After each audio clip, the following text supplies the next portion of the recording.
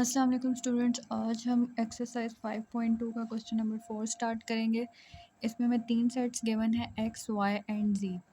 X है -1 -2 -3, Y 0 1 2 3 and जी 0 +-1 +-2 +-3। तो सबसे पहले हमने इनमें देख लेना है कि कौन से सेट्स के एलिमेंट्स कॉमन है। तो अगर हम एक्स देखें तो एक्स के सारे एलिमेंट जेड में आ रहे हैं और वाई के भी सारे एलिमेंट्स जेड में इंक्लूडेड हैं, और एक्स और वाई का कोई एलिमेंट कॉमन नहीं है। तो एक्स और वाई जो है वो डिसजॉइंट सेट्स हैं और वो दोनों जेड के सब सेट हैं। तो इसका मतलब हमने इसको इस तरह से ड्रॉ कर लेना है, जेड के अंदर हमने एक्स और वाई को ड्रॉ कर लेना है, और ये दोनों डिसजॉइंट है, ये इनका आपस में कोई भी एलिमेंट कॉमन नहीं है। तो इस तरह से ये ड्रॉ हो जाएंगे, और इसमें हमने ये वाली जो प्रॉपर्टी है इसको वेरीफाई करना है। तो लेफ्ट हैंड साइड पे है एक्स यूनियन वाई इंटरसेक्शन जी। पहले हमने वाई इंटरसेक्शन जी फाइंड आउट कर लेना है, फिर उसका एक्स के साथ यूनियन करना है। तो वाई इंटरसेक्शन जी पहले निकालेंगे, वाई और जेड में कॉमन पार्ट। यहाँ पर अगर हम देखें तो वाई का और जेड का इंटरसेक्शन क्या आएगा, दोनों में कॉमन पार्ट कौन सा है, वाई वाला, जो वाई में भी है और जेड में भी ये पार्ट है। तो इसके लिए वाई पूरा हाईलाइट हो जाएगा।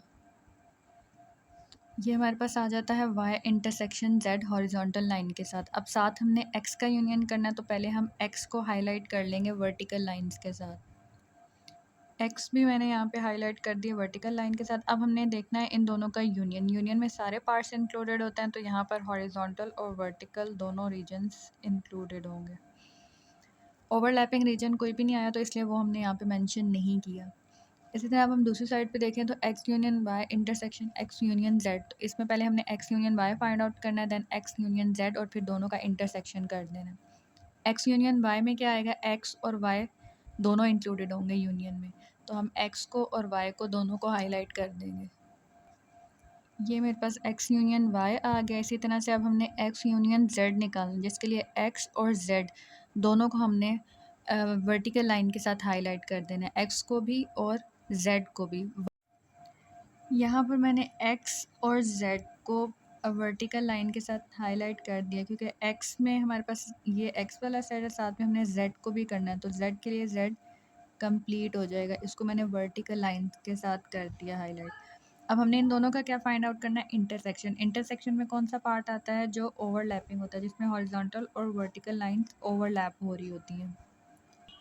मतलब यहाँ पर जो हमारे पास फाइनल रीजन बनेगा वो ये वाला होगा, एक्स वाला और वाई वाला, जिसमें हमारे पास ओवरलैपिंग एरिया आ रहा है। इस साइड पे भी हमारे पास यही रीजन आया था, तो इससे ये लॉ हमारे पास वेरीफाई हो जाता है। क्वेश्चन नंबर 5 में एक्स है सेट ऑफ वॉवल्स। वॉवल्स मैंने यहाँ पे लिख लिया A E I O U, और वाई है set of letters energy. Energy में हमारे पास जो जो लेटर्स हैं E N E R G Y, उसको हमने लिखना है, लेकिन कोई भी एलिमेंट रिपीट नहीं होना चाहिए। जैसे ई यहाँ पे रिपीट हो रहा था, उसको मैंने 2 दफ़ा नहीं लिखा, एक ही दफ़ा ही लिखना है। इसी तरह जेड जो है वो, उसके लिए हमने अलजबरा के लेटर्स लिख लेने हैं, A L G E B R. उसके बाद ए मैंने दोबारा नहीं लिखा, क्योंकि वो पहले मैं लिख चुकी हूँ।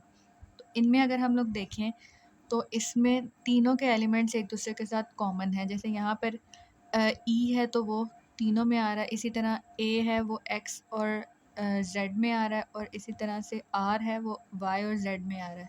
तो जब तीनों के एलिमेंट्स एक दूसरे के साथ कॉमन हो, तो हम इस तरह से इन सेट्स को ड्रॉ कर लेते हैं। यहाँ पर ये वाला वो वाला रीजन है जहाँ पर तीनों के कॉमन एलिमेंट्स आएंगे।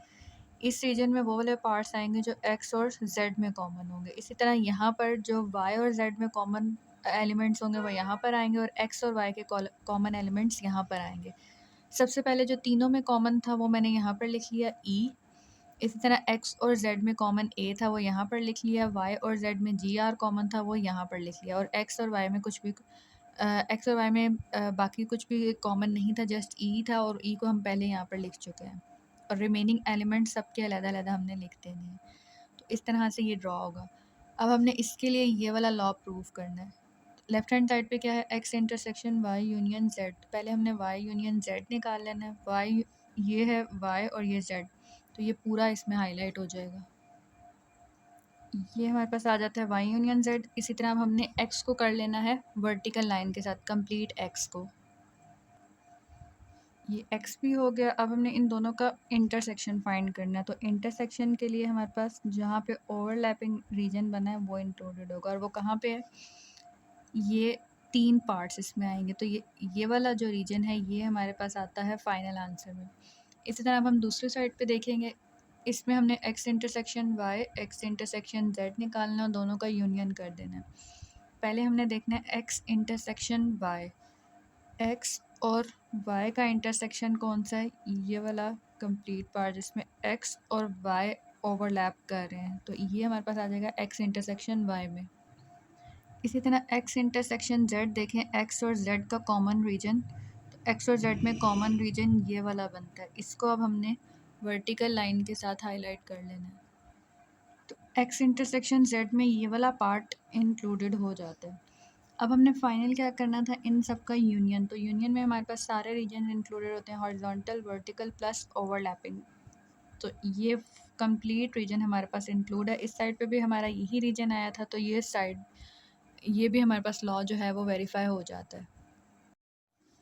क्वेश्चन नंबर 6 में हमारे पास उन्होंने कहा है कि जो टोटल मैथमेटिक्स के स्टूडेंट्स हैं वो 30 हैं, जिनमें से अलजबरा कितने स्टूडेंट्स को पसंद है, 20 को, और जो जिन्हें ज्योमेट्री अलजबरा दोनों पसंद है वो 15 है। और हमने वो स्टूडेंट्स निकालने हैं जिनको सिर्फ ज्योमेट्री पसंद है। तो इसके लिए हमारे पास किस तरह की डायग्राम बनेगी, क्योंकि इसमें हमारे पास ज्योमेट्री और अलजबरा में कॉमन एलिमेंट्स भी हैं, इसलिए इसका मतलब है कि हमने इसको ओवरलैपिंग सेट बनाना है। तो ये हमारे पास ओवरलैपिंग हमने ड्रॉ कर लिया। इस साइड पे अलजबरा के स्टूडेंट्स आएंगे और इस साइड पे ज्योमेट्री के। तो सबसे पहले हम यहाँ पर लिखते होते हैं जो इनके कॉमन एलिमेंट्स होते हैं, मतलब कॉमन 15 स्टूडेंट्स हैं, तो यहाँ पर हम लिख देते हैं 15।